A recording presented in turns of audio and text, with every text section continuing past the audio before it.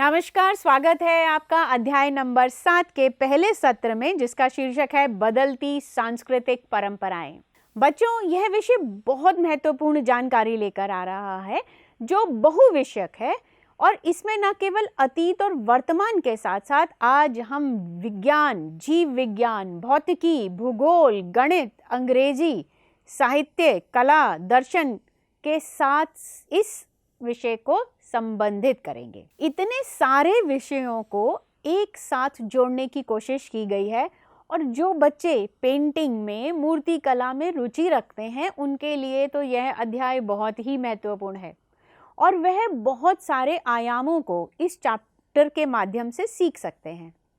मैं आपको इटली की रेनेसां के समय में लेकर चल रही हूँ और आपको इटालियन वास्तुकार, मूर्तियाँ और महान कलाकारों की अन्य कृतियों को दिखाने जा रही हूँ, जिससे आपको इस विषय को समझना न केवल आसान होगा बल्कि आप औरों को भी इस विषय के बारे में समझा पाएंगे। तो इस अध्याय की यात्रा शुरू करते हैं। थीम या अध्याय को आसान करने के लिए हमने इसको 3 एपिसोड्स में बांटा है। पहले सत्र में हम इटली में पुनर्जागरण की बात करने जा रहे हैं और उससे संबंधित स्थितियां और मानवतावादी दृष्टिकोण के बारे में चर्चा करेंगे। दूसरे एपिसोड में हम कलाकार और यथार्थवाद के साथ वास्तुकला के विभिन्न आयामों के साथ लोगों की, खासकर महिलाओं की आकांक्षाओं को दूसरे सत्र में कवर करेंगे। तीसरे सत्र में हम ईसाई धर्म में हुए वाद विवाद और कोपरनिकस क्रांति के साथ साथ क्या 14वीं शताब्दी में एक यूरोपीय पुनर्जागरण का काल कहा जा सकता है या नहीं, इस पर हम चर्चा करेंगे। चलिए बच्चों, इस सत्र में मतलब पहले सत्र में हम पुनर्जागरण, इतालवी शहरों के पुनरुद्धार और मानवतावाद से संबंधित पहलुओं को कवर करने जा रहे हैं। ठीक है बच्चों, आगे बढ़ने से पहले मैं आपको इटली के वर्चुअल ट्रिप माने आभासी यात्रा पर लेकर जाती हूँ। कृपया करके इसके हर एक पहलू को ध्यान से देखिए और इसके बाद हम इसके प्रतिमानों के बारे में चर्चा करेंगे। क्या आप तैयार हैं इटली जाने के लिए? चलिए इटली के वर्चुअल ट्रिप पर। यह देखिए आकर्षक बिल्डिंग, इनका आर्किटेक्चर। ये बच्चों कोलोसियम है। यहाँ के स्कल्पचर्स को आप ध्यान से देखिए, मूर्तिकला को ध्यान से देखिए। चर्च है, ये यहाँ के म्यूजियम है और यह चित्रकारी माने पेंटिंग्स को आप ध्यान से देखिए। है ना बच्चों, बहुत अच्छा। बच्चों, यह सब पुनर्जागरण का प्रभाव है। भले ही आप कला के प्रशंसक हैं या नहीं, मगर अगर आपने पुनर्जागरण काल के बारे में सुना है तो यह सब मानकों को देखकर आपका विश्वास पुनर्जागरण के हर एक चित्रकला पर और उसकी आर्किटेक्चर पर और उसके साथ उसकी मूर्तिकला पर जरूर जाएगा। यह प्रमुख कला युगों में से एक थी।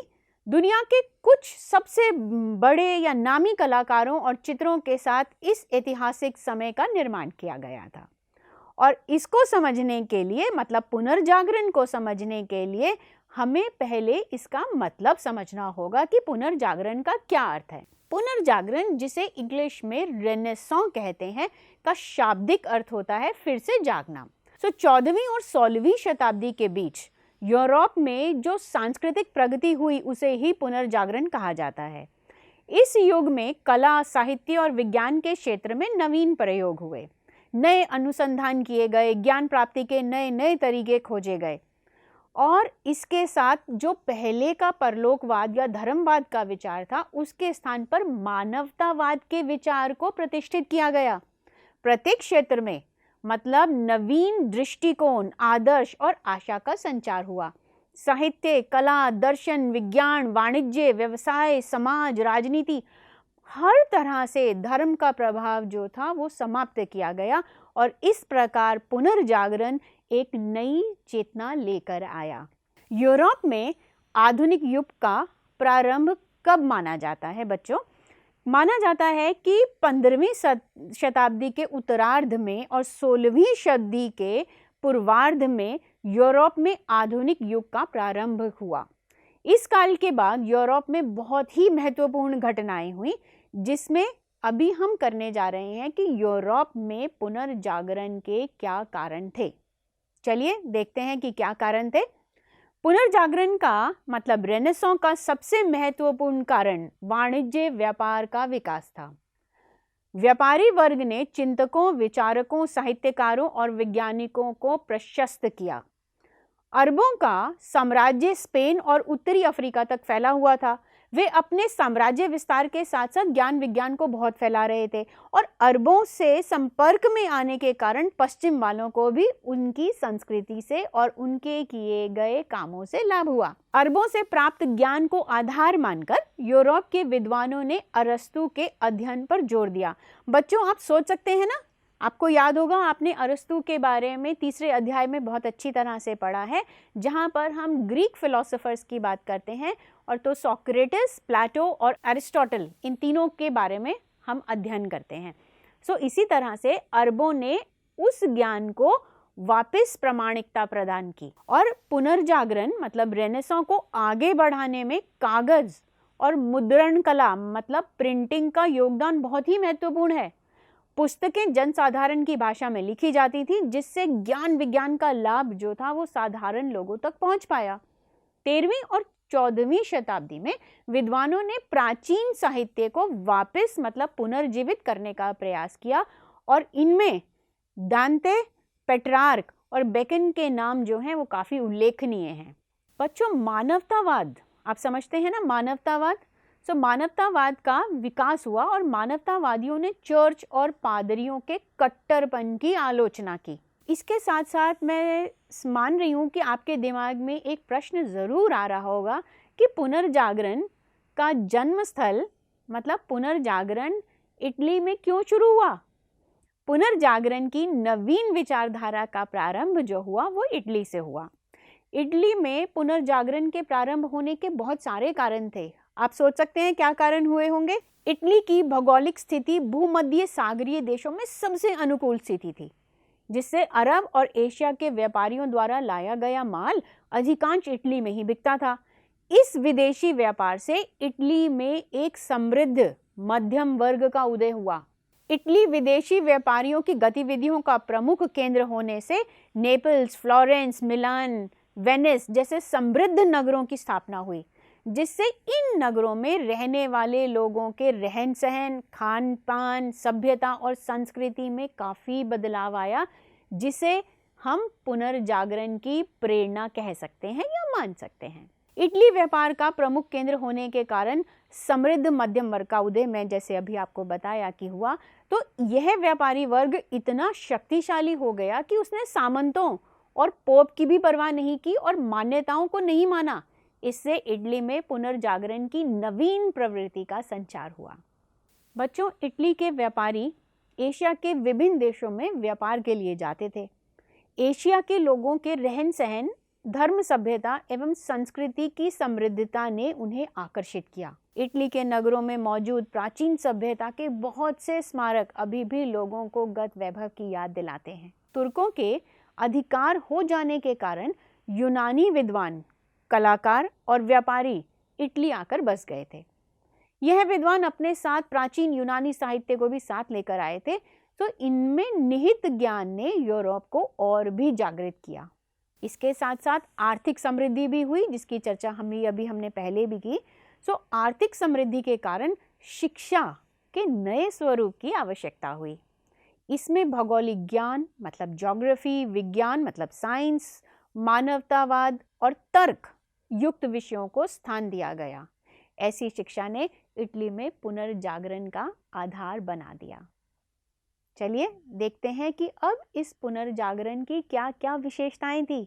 पुनर्जागरण की प्रमुख विशेषता थी स्वतंत्र चिंतन। मतलब आप अगर कोई विचार कर रहे हैं और आपको अगर ऐसा विचार आ रहा है तो आपके ऊपर किसी भी तरह का बंधन नहीं है। पुनर्जागरण की दूसरी विशेषता मनुष्य को अंधविश्वासों, रूढ़िवादी और चर्च द्वारा बंधनों से छुटकारा दिलाकर उसके व्यक्तित्व का स्वतंत्र रूप से विकास करना। इसकी तीसरी विशेषता मध्य युग में चर्च ने लोगों को उपदेश दिया था कि इस संसार में जन्म लेना घोर पाप है। मतलब तपस्या यानी निर्वृति मार्ग को अपनाकर मनुष्य को इस पाप से मुक्त होने का प्रयास करना चाहिए।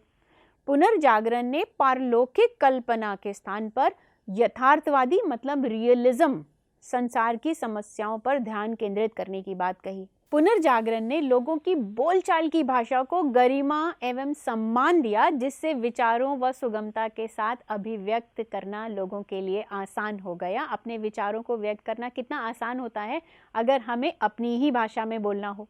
इसके साथ साथ चित्रकला के क्षेत्र में पुनर्जागरण की भी कुछ विशेषताएं थी, जैसे यथार्थ का चिंतन, वास्तविक सौंदर्य का आंकलन, काल्पनिक दिव्य स्वरूपों के स्थान पर मानवीय स्वरूपों का चित्रण मतलब मानव को चित्रित करना। इसके साथ साथ अनुभव एवं प्रयोग के द्वारा सत्य की पहचान करना। इस पद्धति के मुख्य सूत्र थे निरीक्षण, अन्वेषण, जांच और परीक्षण, मतलब उसको एक साइंटिफिक टेम्पर दे दिया गया जिसमें रिसर्च के साथ साथ एक्सपेरिमेंटेशन और ऑब्जर्वेशन को भी स्थान दिया गया। पुनर्जागरण काल में कला, विज्ञान और साहित्य का आधार अब धर्म नहीं था बल्कि मानवतावादी विचारधारा थी। आप सोच रहे होंगे कि ये मानवतावादी विचारधारा क्या है। वास्तव में मानवतावाद एक शब्द है जो कि मानव से लिया गया है। मतलब मानवतावाद एक मानव केंद्रित दृष्टिकोण है। मानवतावादी विचारों का अनुभव सबसे पहले इटली के शहरों में क्यों शुरू हुआ, इस पे भी चर्चा करते हैं। इटली में सर्वप्रथम विद्यालयों मतलब स्कूलों या विश्वविद्यालयों में मानवतावादी विषय के बारे में पढ़ाया जाने लगा। इन सब्जेक्ट्स में मतलब विषयों में प्राकृतिक विज्ञान, मानव शरीर रचना, खगोल शास्त्र, औषधि विज्ञान, गणित के साथ साथ अन्य विषय भी शामिल थे। इन विषयों ने लोगों की सोच को मानव और उसकी सुख सुविधाओं पर केंद्रित किया। चलिए देखते हैं मानवतावादी विचारधारा के क्या अभिलक्षण थे। इसमें मानव के सभी पक्षों की ओर आकर्षित किया गया और इन पक्षों के साथ एक अलग विचारधारा को जोड़ा गया और इन विचारधारा के साथ कुछ विषयों को भी जोड़ा गया, जैसे व्याकरण, भूगोल, इतिहास, राजनीति शास्त्र, अर्थशास्त्र, कविता और नीति दर्शन के अध्ययन पर बहुत जोर दिया गया। जो व्याकरण, अलंकार शास्त्र, कविता, इतिहास, नीति दर्शन आदि के विषय जो होते थे वहां पर उनको पढ़ाया जाता था। मानवतावाद को अंग्रेजी में ह्यूमैनिटीज कहते हैं। ह्यूमैनिटीज शब्द लातिनी शब्द है जो कि ह्यूमैनिटास से बना है। कई शताब्दियों पहले रोम के एक वकील व निबंधकार सिसिरो ने इस संस्कृति के शब्द में इसका अर्थ दिया था। इस प्रकार मानवतावाद एक मानवतावादी संस्कृति में परिवर्तित हो गया। मानवतावादी विचार को कला के माध्यम से मानव रुचियों का आधार बनाया गया और इसी के फलस्वरूप बहुत सारे विद्वान, कूटनीतिज्ञ, धर्मशास्त्री और कलाकार इन सब ने मानवतावादी विचारधारा पर काफ़ी जोर दिया और अलग अलग तरीके से मतलब अपने अपने तरीके से उसको चित्रित करने की कोशिश की। मानवता के रूप को यथार्थ रूप देने के लिए मतलब रियल लगाने के लिए हर प्रयास किए गए और बच्चों इतने प्रयास किए गए कि वैज्ञानिकों की भी सहायता ली गई। मानवतावाद के अंतर्गत मानव को विशेष महत्व दिया जाने लगा और उनकी प्रशंसा में अनेक काव्य भी लिखे गए।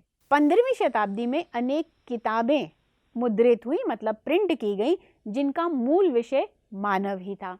मानवतावाद के महिलाओं की स्थिति को सुधारने के लिए काफ़ी प्रयास किए गए। यूनिवर्सिटी ऑफ पादुआ और बोलोना जैसे विश्वविद्यालयों में 11वीं शताब्दी में कानूनी अध्ययन मतलब लॉ के सब्जेक्ट पर बहुत ज़्यादा ध्यान दिया गया।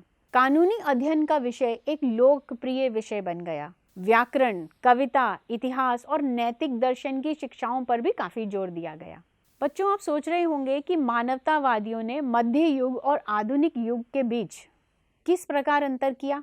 मानवतावादियों ने मध्य युग और आधुनिक युग के बीच किस प्रकार अंतर किया, चलिए देखते हैं। मानवतावादी समझते थे कि रोमन साम्राज्य के टूटने के बाद अंधकार का युग शुरू हो गया था और यूरोप में 14वीं शताब्दी के बाद नए युग का उदय हुआ। उनका यह मानना था या तर्क था कि मध्य युग में चर्च ने लोगों की सोच को बुरी तरह से जकड़ रखा था। मानवतावादियों ने आधुनिक शब्द का प्रयोग 15वीं शताब्दी के आरंभ से किया। मानवतावादियों और बाद के विद्वानों द्वारा प्रयुक्त कालक्रम मतलब पीरियडाइजेशन जो है वो ह्यूमैनिस्ट ने किस प्रकार किया है, चलिए देखते हैं। 5 से 14वीं शताब्दी तक मध्य युग, 5 से 9 शताब्दी तक का युग अंधकार का युग, 9 से 11वीं शताब्दी तक का युग आरंभिक मध्य युग, 11वीं से 14वीं शताब्दी तक का युग उत्तर मध्य युग और 15वीं शताब्दी से आधुनिक युग। है ना बच्चों इंटरेस्टिंग कि किस तरह से पुनर्जागरण हुआ और उस पुनर्जागरण को किस प्रकार मानवतावाद के साथ संबंधित किया गया। चलिए अब करते हैं आज के सत्र की पुनरावृत्ति। बच्चों आज हमने किया कि पुनर्जागरण क्या है, मतलब रेनेसां क्या है, और यह पुनर्जागरण इटली में क्यों शुरू हुआ और इस पुनर्जागरण का मानवतावाद पर क्या प्रभाव पड़ा। यह प्रश्न देखा जाए तो एक है, बट इस प्रश्न में एक प्रश्न के माध्यम से अनेक प्रश्नों को आप कवर करेंगे। चलिए अब देखते हैं कुछ प्रश्न और उत्तर। पहला प्रश्न, पुनर्जागरण क्या है और पुनर्जागरण की विशेषताएं लिखिए। दूसरा प्रश्न, यूरोप में पुनर्जागरण के कोई 2 प्रमुख कारण लिखिए। तीसरा, 14वीं और 15वीं शताब्दियों में यूनानी और रोमन संस्कृति के किन तत्वों को पुनर्जीवित किया गया उसकी चर्चा कीजिए। अगला प्रश्न, मानवतावादी विचारों का अनुभव सबसे पहले इतालवी मतलब इटली में क्यों शुरू हुआ। बच्चों इसके साथ है अब एक्टिविटी टाइम और एक्टिविटी नंबर 1, पुनर्जागरण काल के 3 मुख्य मूल्य क्या थे और उन 3 मुख्य मूल्यों को आप चित्र के माध्यम से स्पष्ट कीजिए।